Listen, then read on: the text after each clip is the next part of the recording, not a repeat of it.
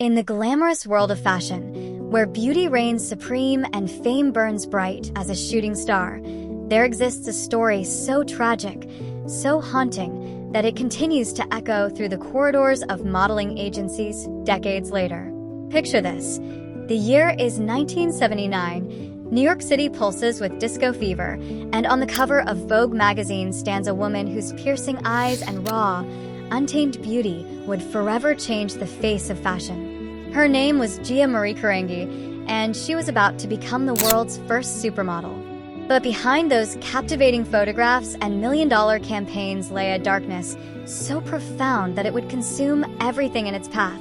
leaving behind only whispered warnings and a legacy stained with tragedy. This is not just the story of a model who vanished at the height of her fame. This is the story of a woman who burned so bright that she ultimately burned herself out, becoming both a cautionary tale and an icon whose influence still shapes the fashion world today.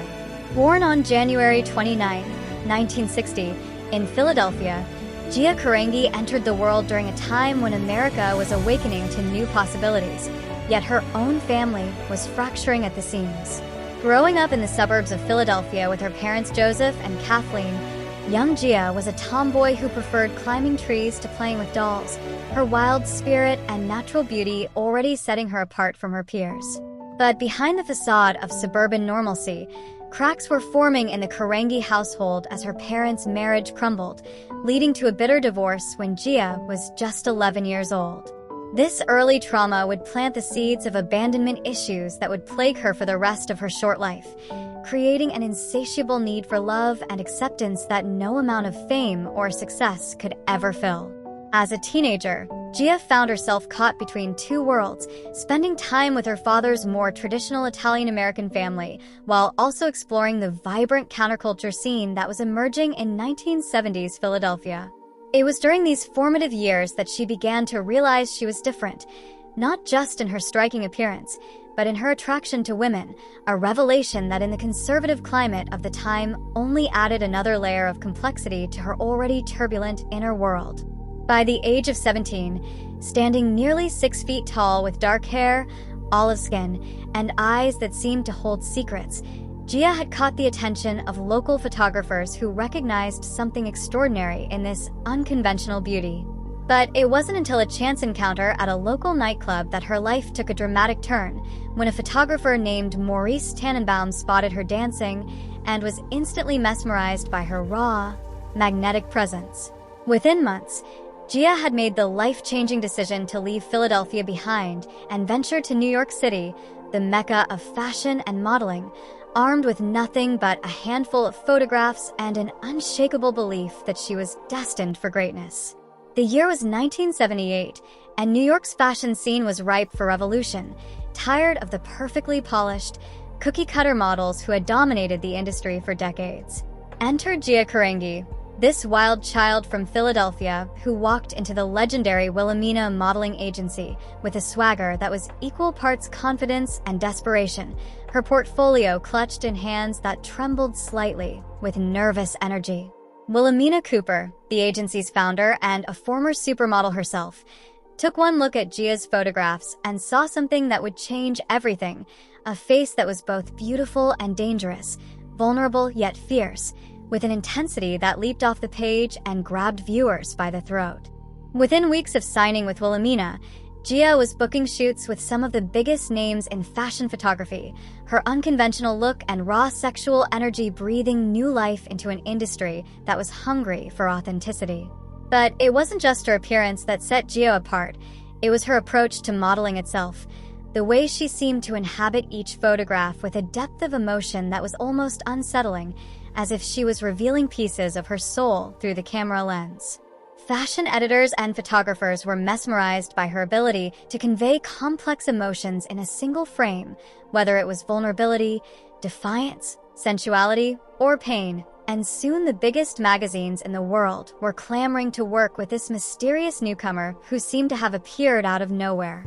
By 1979, just 1 year after arriving in New York, Gia Carangi had achieved what most models only dream of. She graced the covers of Vogue, Cosmopolitan, and Elle, commanded fees that were unheard of at the time, and became the face of major fashion campaigns for designers like Armani, Versace, and Yves Saint Laurent. But perhaps more importantly, she had fundamentally changed the way the world viewed beauty, proving that perfection wasn't about flawless features or conventional prettiness, but about the ability to connect with something primal and real in the human experience. Fashion photographers like Francesco Scavello, Richard Avedon, and Helmut Newton fought to work with her, each drawn to the way she could transform before the camera, becoming whatever character or emotion the shoot demanded while still maintaining that unmistakable essence that was purely Gia. The fashion world had never seen anything like her. This amalgamation of strength and fragility, beauty and danger, and soon she was being hailed as the world's first supermodel, a term that hadn't even existed before she redefined what it meant to be a model. Her face was everywhere, on magazine covers at newsstands, on billboards towering over city streets, in fashion spreads that were discussed and dissected by industry insiders who recognized they were witnessing the birth of a new era. But even as Gia's star was rising to unprecedented heights, those closest to her began to notice troubling signs that all was not well beneath the glamorous surface. The modeling industry, with its emphasis on youth, beauty, and constant perfection, was a breeding ground for insecurity and self-destructive behavior, and Gia, with her history of abandonment and her desperate need for love and acceptance, was particularly vulnerable to its dark side. She began to surround herself with a crowd of hangers-on and enablers who were drawn to her fame and success, but offered little in the way of genuine emotional support, creating a hollow echo chamber where her pain and confusion only grew louder with each passing day. The pressure to maintain her position at the top of the fashion world was relentless, with every photograph scrutinized, every appearance analyzed, and every personal detail dissected by a media machine that was just beginning to understand the power of celebrity culture. In this fishbowl existence, Gia found herself turning to substances to numb the pain of her isolation and the constant pressure to be perfect, starting with alcohol and marijuana before gradually progressing to more dangerous drugs that promised to quiet the voices of doubt and self-hatred that plagued her every waking moment. Her romantic relationships, particularly her tumultuous affair with makeup artist Sandy Linter, became increasingly chaotic as she struggled to balance her need for love with her fear of abandonment, often pushing away the very people who tried to help her in moments when she needed them most. Fashion shoots, once the source of her greatest joy and creative fulfillment, began to feel like battles against her own deteriorating mental and physical state, and photographers who had once praised her professionalism started to whisper about her erratic behavior and frequent absences. The fashion industry, which had elevated her to goddess-like status, proved to be remarkably unforgiving when she began to falter, with agencies and clients quickly distancing themselves from a model who was becoming more liability than asset. By 1982, just 4 years after her meteoric rise to fame, Gia Carangi's career was in free fall as her addiction to heroin had taken complete control of her life, transforming the once vibrant young woman into a shadow of her former self. The same magazines that had once fought to feature her on their covers now refused to work with her, unable to rely on a model who might not show up for shoots or who arrived in such a deteriorated state that hours of makeup and lighting couldn't hide the damage that drugs had inflicted on her once flawless appearance. Her behavior became increasingly erratic and unpredictable, with reports of her nodding off during photo shoots, arriving hours late for appointments, and engaging in volatile outbursts that alienated even her most loyal supporters in the industry. The fashion world, which thrives on image and perfection, had no place for a supermodel who could no longer maintain the illusion of glamorous invincibility, and one by one, the doors that had once opened eagerly for Gia began to slam shut. Her agency dropped her, designers refused to work with her, and the phone that had once rung constantly with lucrative offers fell silent as word spread throughout the industry that Gia Carangi was no longer bankable.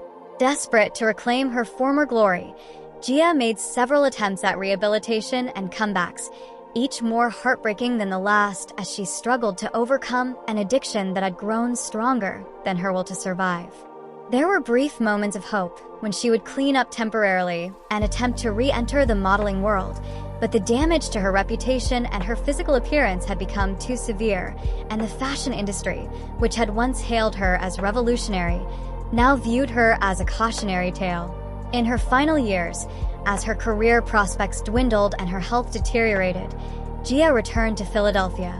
a broken woman trying to piece together the fragments of a life that had once seemed to hold unlimited promise. The same city that had launched her journey to superstardom now became the setting for her tragic decline as she struggled with homelessness, continued drug abuse, and the devastating diagnosis that would ultimately seal her fate. In 1986, at the age of just 26, Gia Carangi became one of the first famous women to die from AIDS-related complications, her death serving as a stark reminder of the epidemic that was ravaging communities across America while much of society turned a blind eye. The news of her passing sent shockwaves through the fashion world, where many had forgotten about the troubled supermodel until her tragic end forced them to confront the role they had played in her destruction. Here was a woman who had revolutionized the modeling industry, who had shown the world that beauty could be raw and real and powerful, yet who had been abandoned by that same industry when she needed support and compassion most desperately. Her death marked the end of an era in fashion, the closing chapter on a brief but brilliant career that had burned like a comet across the industry's sky, leaving behind a legacy that was both inspiring and heartbreaking.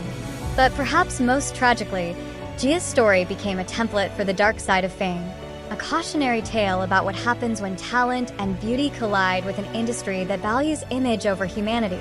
success over compassion, and profit over the well-being of the individuals who create its magic. In the decades since her death, Gia Carangi's influence on fashion and popular culture has only grown stronger, her story serving as both inspiration and warning for generations of models and artists who have followed in her footsteps. Her legacy lives on not just in the iconic photographs that captured her at the height of her beauty and power, but in the conversations her life and death sparked about addiction, mental health, and the responsibility that industries have to protect and support their most vulnerable talents. The fashion world learned hard lessons from Gia's tragedy, leading to greater awareness of the pressures faced by models and the importance of providing support systems for those struggling with personal demons, though critics argue that much work remains to be done. Her story was immortalized in the 1998 HBO film starring Angelina Jolie, introducing a new generation to the tragic tale of a supermodel who burned too bright, too fast, and paid the ultimate price for her fame. Today, when we see models speaking openly about mental health, when fashion brands promote body positivity and authentic beauty, when the industry makes efforts to support diversity and real stories rather than impossible perfection, we can trace some of those changes back to the lessons learned from Gia's tragic journey. She showed the world that true beauty comes not from flawless features or perfect poses, but from the courage to be authentic, to be vulnerable, to reveal the complex humanity that exists behind the carefully crafted images we present to the world. In the end, Gia Marie Carangi's story is not just about the rise and fall of a supermodel, but about the price of fame, the power of authenticity, and the tragic consequences when an industry fails to nurture the very talents that make it great, reminding us all that behind every iconic image is a real person with real struggles, real dreams, and a real need for compassion and understanding.